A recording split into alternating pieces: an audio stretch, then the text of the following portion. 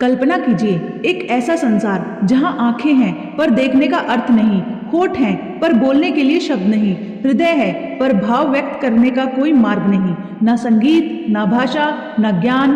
क्या आप जानते हैं, एक समय ऐसा भी था जब यह पूरी सृष्टि मौन की कैद में बंद थी।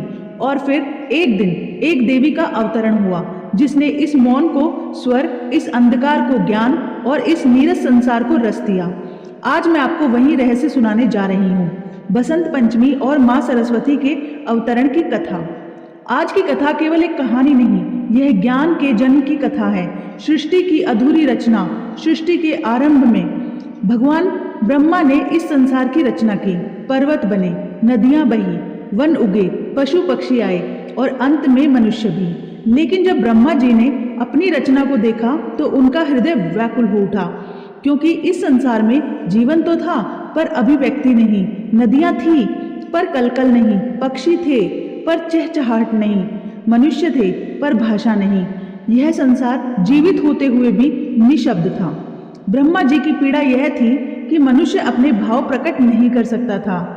माँ अपने बच्चे को पुकार नहीं सकती थी, गुरु शिष्य को ज्ञान नहीं दे सकता था, प्रेम हृदय में था पर शब्दों का सहारा नहीं था। ब्रह्मा जी को लगा उनकी सृष्टि अधूरी है। ब्रह्मा जी भगवान विष्णु के पास पहुंचे।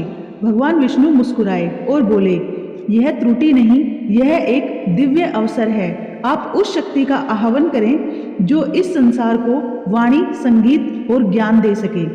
उसी समय प्रकृति बदलने लगी। ठंड विदा ले रही थी, पेड़ों पर नई कोपलें थी, फूल मुस्कुरा रहे थे। यह बसंत ऋतु थी, नवजीवन की ऋतु। माघ शुक्ल पंचमी का वह पावन दिन चुन लिया गया। ब्रह्मा जी ने अपने कमंडल से जल छिड़का और तभी एक दिव्य प्रकाश प्रकट हुआ। उस प्रकाश से एक अलौकिक देवी प्रकट हुई। श्वेत वस्त्र, 4 भुजाएं, हाथों में वीणा, पुस्तक माला और कमल। वह थी माँ सरस्वती। जैसे ही माँ ने वीणा के तार छेड़े, सृष्टि ने पहली बार स्वर सुना। नदियां गाने लगी, पक्षी चहचहाने लगे, हवा सरसराने लगी। फिर माँ के मुख से निकला पहला शब्द, ओम। और फिर उसी क्षण ज्ञान का प्रकाश पूरे ब्रह्मांड में फैल गया। माँ सरस्वती बोली, ज्ञान वही पाता है जिसका हृदय निर्मल हो। अहंकार ज्ञान को नष्ट कर देता है।